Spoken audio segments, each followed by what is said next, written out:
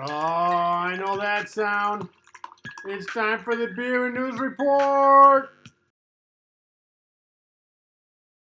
Hi, and welcome to the Beer and News Report. Cheers. Today I'm drinking Busch Light. Yeah, from Anheuser-Busch Brewery. Now, why am I drinking Busch Light? Well, from time to time, I help elderly neighbors with projects around their house that they can't do. And I don't ask for money. I just say, hey, give me a beer or two. So I helped this one lady. I don't even remember what the project was. But anyway, she went to the store and came back like a week later and got me a 12-pack of Busch Light because it was on sale. So, I mean, hey, I'm as pragmatic as the next person, so I didn't mind. I said, sure, that sounds great. So I've got 12 more Busch Light or 11 more Busch Lights to drink. And I figured I'd use one for this show. It's light. It tastes like any other light beer, right? So if you like light beers, and it's along the Budweiser line, so it tastes like a Bud Light, you know. But if you like light beers, this one's fine. It's just as good as the next one. If it's a hot day, you don't want to get weighed down, yeah, this light beer works. Give it a try, all right? Cheers. Now, my last show was called Predictions, and I asked my viewers to send me their predictions, and if I had enough, then I would do a show about it. Well, you guys did send some in. I feel I have enough, so I am going to do a show about your predictions. So sit back, grab a beer. Hopefully, you know someone. You're like, hey, I know that person. All right? Cheers. Now, making predictions is kind of fun, and I think my viewers notice that too. Here's one prediction for one of my good friends, Steve. He's been on the show before. Great show, Art. It looks like you had a lot of fun making it. Anyways, global warming. To test the prediction, it is 97 degrees today in San Jose. Let's check back in 10 years from today and compare the temps. If it's 98 or higher, your prediction is correct.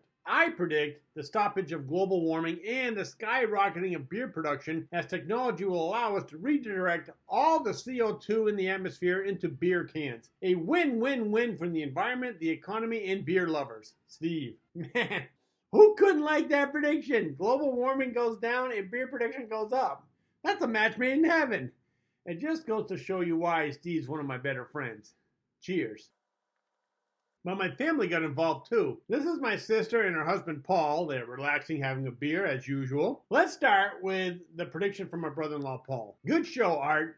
I agree with some of your predictions, but I hope to avoid the electric car and pay by phone. I am old school and I like carrying cash, credit cards, Lowe's cards, Home Depot card, paying bills with a check. I'm extremely apprehensive of all payment companies like PayPal and avoid cryptocurrency, as does Warren Buffett, as he cannot see any means of calculation of valuation on it that has no assets, earnings, inventory, produces nothing, etc. I believe countries will reevaluate nuclear energy and implement building new facilities as part of their energy future to reduce their carbon footprint and greenhouse gases. That being said, I think the next generation will be facing the majority of these challenges while the rest of us on this email train will be coasting in on our senior years, and I hope to be one of them. Paul.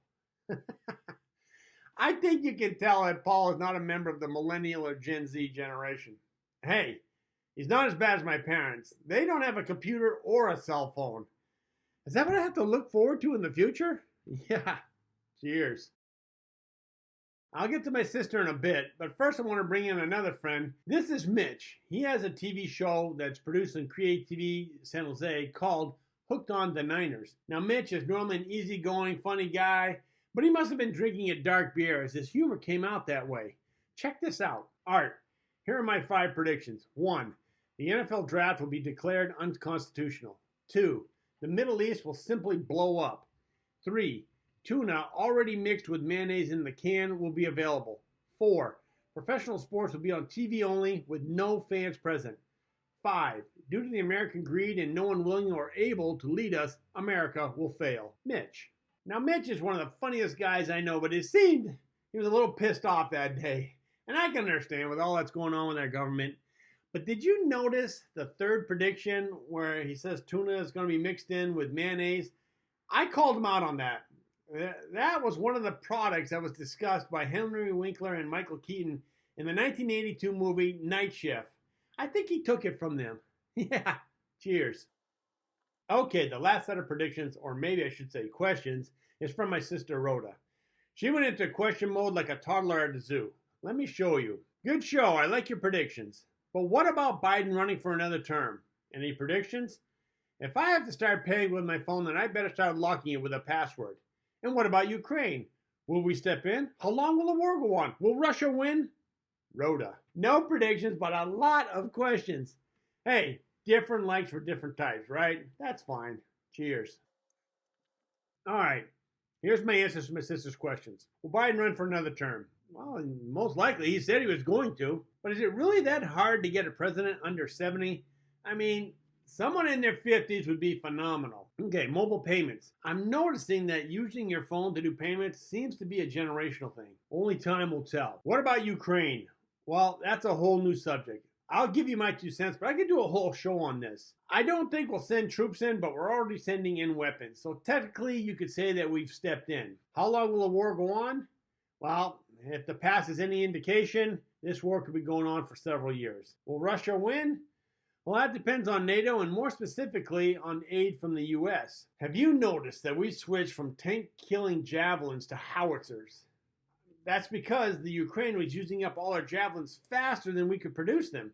We were running low on inventory. So we had to switch to a weapon that we had tons of inventory. Enter the howitzer. Along with the howitzer, we gave them 40,000 rounds to start with. How long do you think 40,000 rounds will last? 1 month? 2 months? 6 months? Actually, Ukraine was using 5,000 rounds a day, so 40,000 rounds barely last a week. That's how fast and how much war uses up weapons. Now, Russia's going through the same thing, but they have a huge inventory of weapons. They have over 12,000 tanks. So even though the Ukraine has wiped out like 500 tanks, that's just a drop in the bucket. And Russia has even more armored vehicles. If you look at the population, Russia has 142 million people, whereas the Ukraine almost has 44 million. So that's a 100 million difference. Before the war, the Russian economy was about 10 times the size of Ukraine. Now we put on sanctions, so the Russian economy is starting to shrink. Also, without the help of NATO, I think Russia will win. Will that happen? I don't know. It all comes down to the will of the people. I mean, if the Americans and the Europeans stay strong and support the Ukraine, yeah, I think they'll outlast Russia. But I mean, that's a big if, right? Yeah, cheers. Well, as you can see, my beer is almost empty, and that means we're at the end of the show. If you want to contact me, I can be reached at this email address. I want to thank all my viewers for sending in their predictions and asking questions. I did get a lot of responses verbally, which makes it hard to post, but I appreciate all my viewers. Now, I hope you like the show and continue watching. Please click that like button, and of course, you want to get notified, you hit that subscribe button and the little bell icon next to it, and I'll tell you when the next show has been posted. Till then, keep your beer cold and your interest hot. Cheers.